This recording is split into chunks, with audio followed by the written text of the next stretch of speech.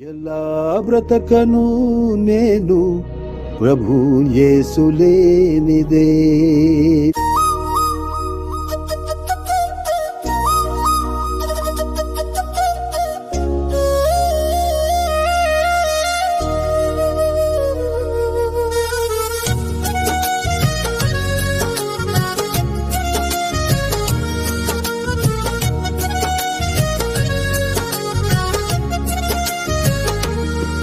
ఎలా బ్రతకను నేను యేసు లేనిదే. ఎలా బ్రతకను నేను యేసు లేనిదే. నీ కోసమేగా మరి నా ఊపిరి. ఎలా బ్రతకను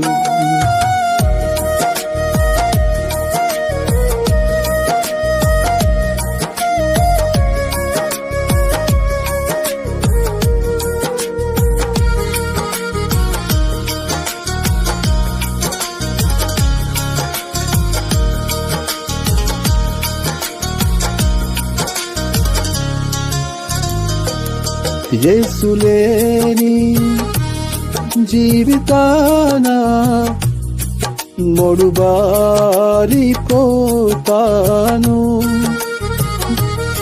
యేసు లేని జీవితాన మొడుబారిపోతాను.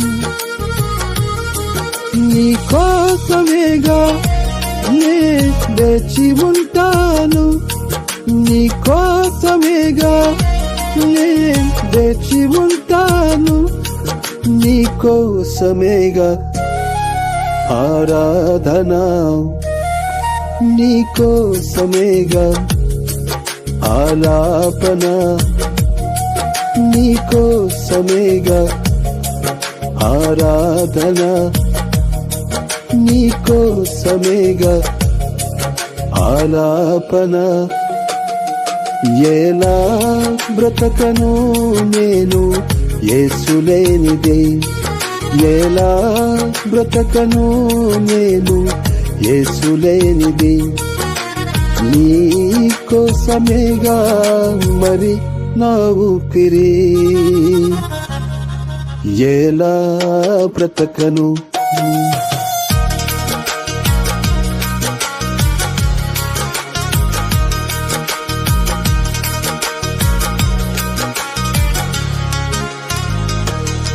అంధకార లోకములో నలిగిపోవచ్చున్నాను. అంధకార లోకములో నలిగిపోవచ్చున్నాను. నీ స్వరము నన్ను తాకుచున్నది. నీ స్వరము నన్ను తాకుచున్నది. నా బాధలు నా వేదన నుండి విడిపించవా నా రక్షక. నా బాధలు నా వేదన నుండి విడిపించవా నా రక్షక. ఎలా బ్రతకను నేను యేసు లేనిదే. ఎలా బ్రతకను నేను యేసు లేనిదే. నీ కోసమేగా మరి నా ఊపిరి. ఎలా బ్రతకను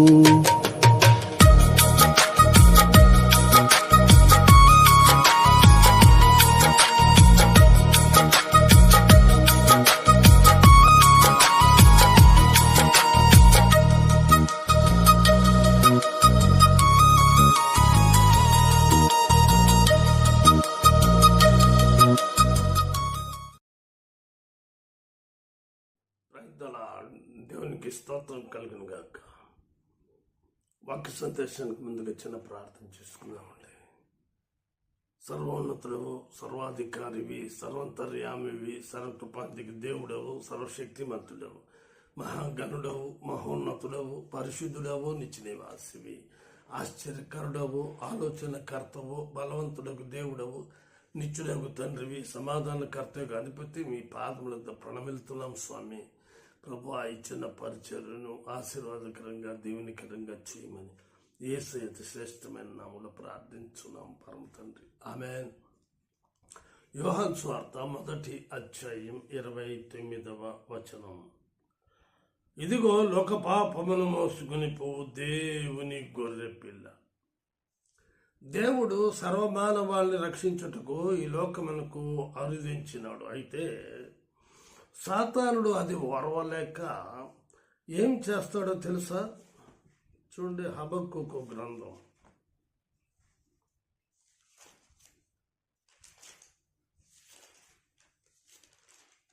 1వ అధ్యాయం 15వ వచనం.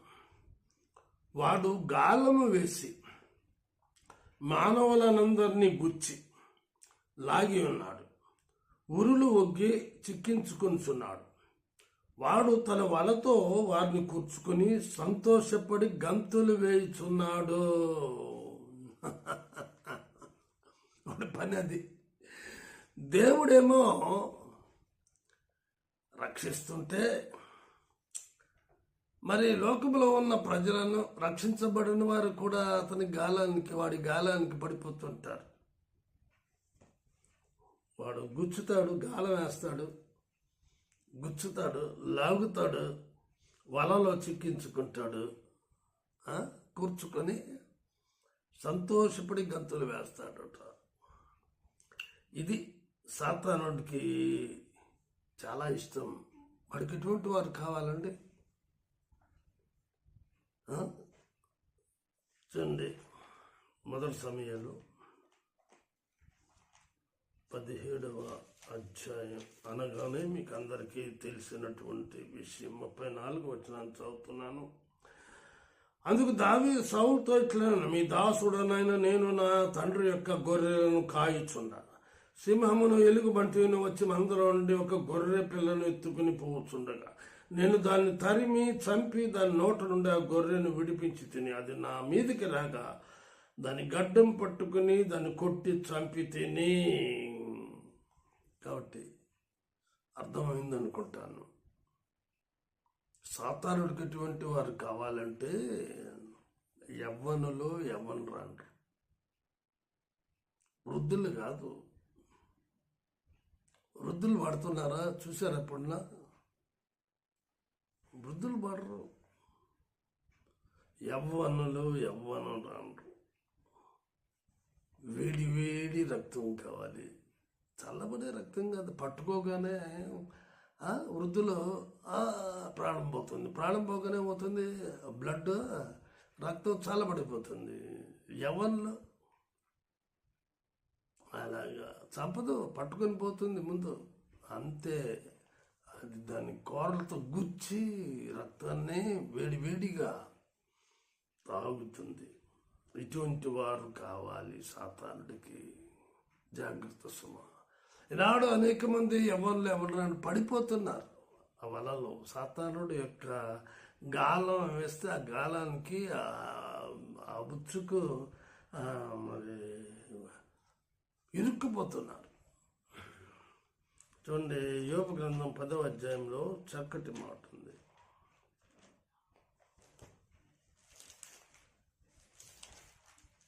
20, 21, 22 వచనాలు. 19వ వచనం కూడా చదువుతున్నాను. 18వ వచనం కూడా. గర్భములో నుండి నీవు నన్నేలా వెలికి రప్పించితివి, అప్పుడే ఎవరును నన్ను చూడకుండా నేను ప్రాణము విడిచి ఉండిన ఎడల మేలు. అప్పుడు నేను లేనట్లే ఉండిన ఉందును, గర్భములో నుండి సమాధికి కొనిపోబడి ఉందును. నా దినములు కొంచెమే కదా, తిరిగి వెలుపలికి రాజాలని దేశమునకు, అంధకారము మరణాంధకారము గల దేశమునకు కటిక చీకటి గాఢాంధకారమైన మయమైన దేశమునకు, భ్రమ పుట్టించు మరణాంధకార దేశమునకు, వెలుగే చీకటిగా గల దేశమునకు నేను వెళ్ళక ముందు కొంతసేపు నేను తెప్పరిల్లినట్లు నన్ను విడిచి నా జోలికి రాకుండాము. యోబు చెప్తున్నటువంటి మాటలు. 5 దేశాలు ఉన్నాయండి, 5 దేశాలు. ఒకటి తిరిగి వెలుపలికి రాజాలని దేశం. 2 అంధకారం మరణాంధకారము గల దేశం. 3 కటిక చీకటి గాఢాంధకారమయమైన దేశం. 4 భ్రమ పుట్టించు మరణాంధకార దేశం. 5 వెలుగే చీకటిగా గల దేశం. ఏది కావాలి? ప్రియ సహోదరి సహోదరుడా, జాగ్రత్త సుమ. 19 కీర్తనలు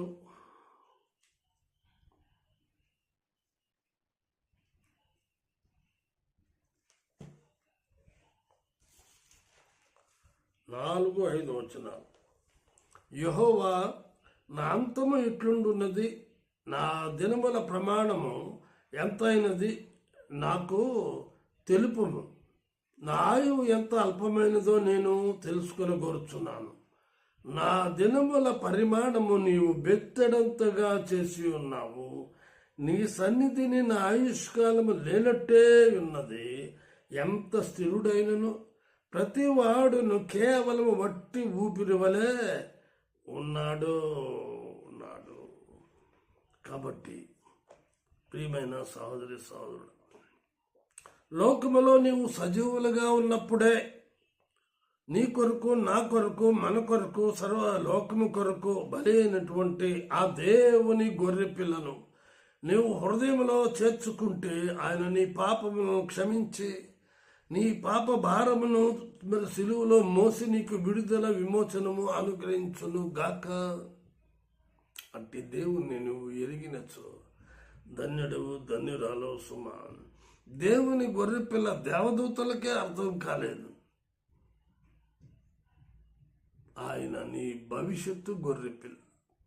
నీ భవిష్యత్తుని గురించినటువంటి విషయాన్ని తెలియపరిచాడు. ఈనాడు లోకములో భవిష్యత్తుని గురించి ఇది జరగబోతుంది, అది జరగబోతుంది, భవిష్యవాణి వాటిని నమ్ముతున్నారు. కానీ నీ ప్రాణము ఎక్కడికి వెళుతుందో, నీ ఆత్మ ఎక్కడికి వెళుతుందో. 5 దేశాలు చదివాను కదా యోబు గ్రంథములో. ఆ దేశంలోనికి వెళ్లకుండా దేవుని గొర్రె పిల్ల 2000 సంవత్సరాల క్రితం ఈ లోకమునకు అనుదించి సర్వ మానవాళి పాప పరిహారం కొరకు బలైనటువంటి రక్తము కార్చినటువంటి ఆ యొక్క సజీవుణ్ణి నీవు తెలుసుకొనుట ఎంతైనా మంచిది. దినములు చెడ్డవి గనుక దాన్ని సద్వినియోగం చేసుకుని నరుడు నారు ధన్యుడు, ధన్యురాలు. ఆదిలోనే ఏదెను వనములో ఆదాము అవ్వలకు కలిగిన సిగ్గును అవమానమును కప్పివేసిన గొర్రెపిల్ల.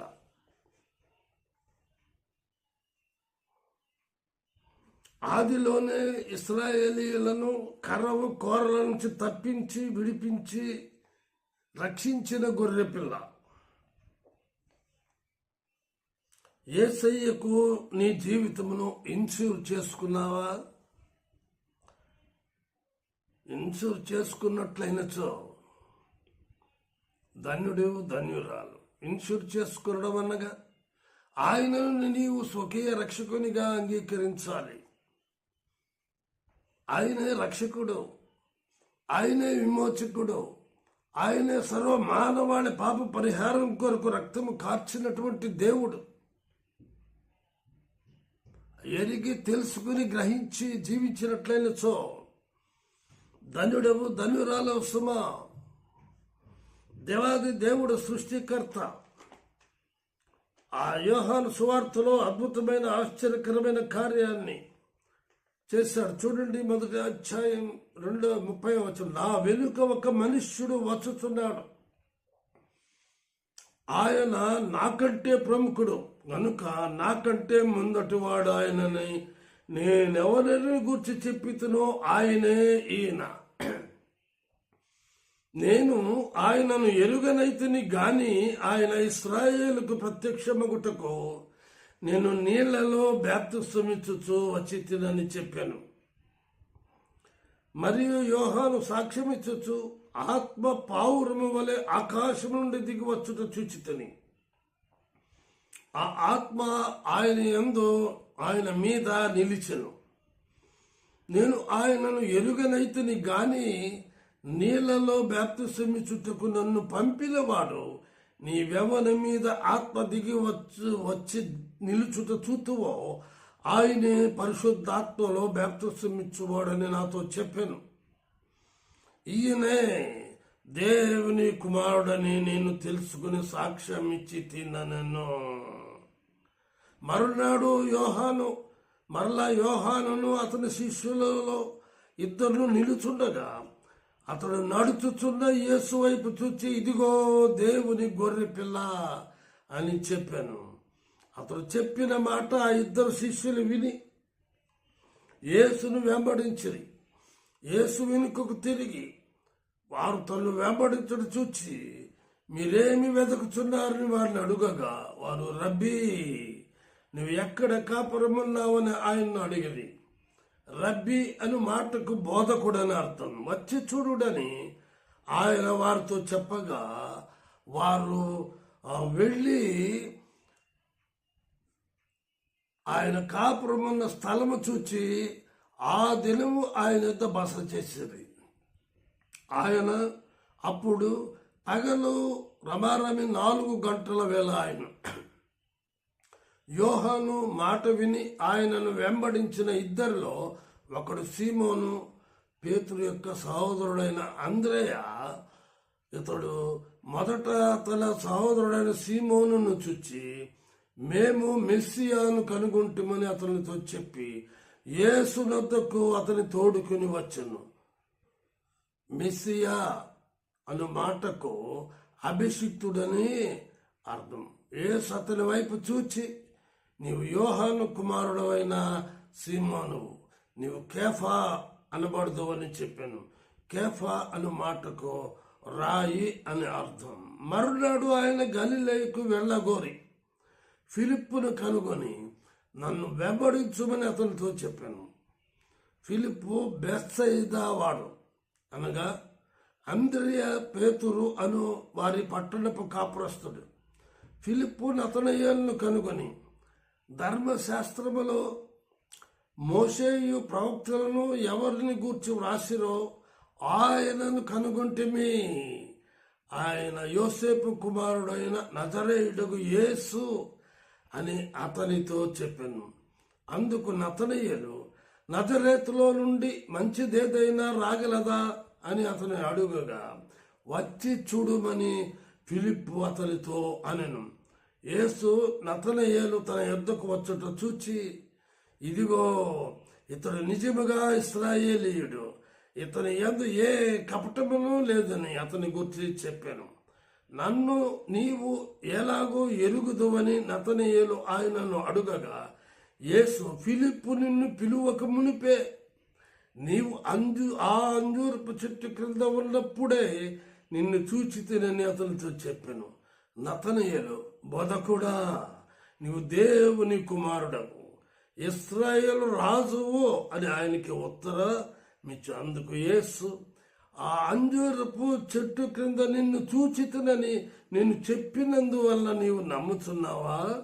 వీటికంటే గొప్ప కార్యములు చూతువని అతనితో చెప్పాను. మరియు ఆయన, మీరు ఆకాశము తెరవబట్టయు దేవుని దూతలు మనుష్య కుమారునికి పైగా ఎక్కుటైను దిగుటైను చూతురని మీతో నిశ్చయముగా చెప్పుచున్నానను.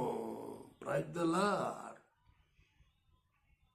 ప్రియమైన సహోదరి సహోదరా, are you believing the lord Jesus Christ sacrificed for you?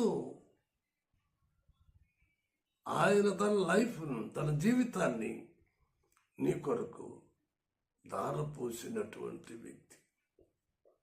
నమ్మినట్లయినచో ధన్యుడు ధన్యురాలు సుమ. దేవుడి మాటలు దీవించును గాక. ప్రార్థన చేసుకుని ప్రేమ నమ్మకం గల మా ప్రియ పరలోకపు తండ్రి, ఈ దినాన ప్రభా ఇదిగో లోక పాపమును మోసుకుని పో దేవుని గొర్రె పిల్ల. అయ్యా, సర్వమానవాళిని రక్షించుట కొరకై మీరు 2000 సంవత్సరాల క్రితం యెహోవాకు అరుదించిన విధానాన్ని బట్టి వందనాలు, స్తోత్ర. సాతాను యొక్క కబంధ హస్తాల నుంచి, ఆ బంధకాల నుంచి విడిపించట కొరకై గడాంధకార మరణాంధకార ప్రభా వెలిగే చీకటి గల దేశాల్లోనికి అనేకులు ప్రభు వెళ్ళిపోతూ ఉన్నారు. అయ్యో ప్రభు, అటు వారికి శ్రమ, అందును బట్టే కదా మీరు ప్రభు ఈ లోకములకు అరుదించిన తండ్రి. అందరి కొరకు ప్రాణ విమోచన క్రైతనముగా సిలువలో రక్తము కార్చి మరణించి సమాధి చేయబడి తిరిగి లేచినటువంటి సజీవుడవు నా తండ్రి. ఎవరైతే విశ్వసిస్తున్నారో, నమ్ముతున్నారో అటు వారికి రక్షణ అనుగ్రహించమని, ఇంకను ఎరుగని తెలుసుకొని గ్రహించని వారికి మార్గం సుముఖము చేయమని యేసు శ్రేష్టమైన నామములో ప్రార్థించుచున్నాను ప్రభు తండ్రి. ఆమేన్. తిరిగి వచ్చే వారం కలుసుకున్నామండి. అంతవరకు సెలవు. దేవుడు మిమ్మల్ని దీవించునుగా.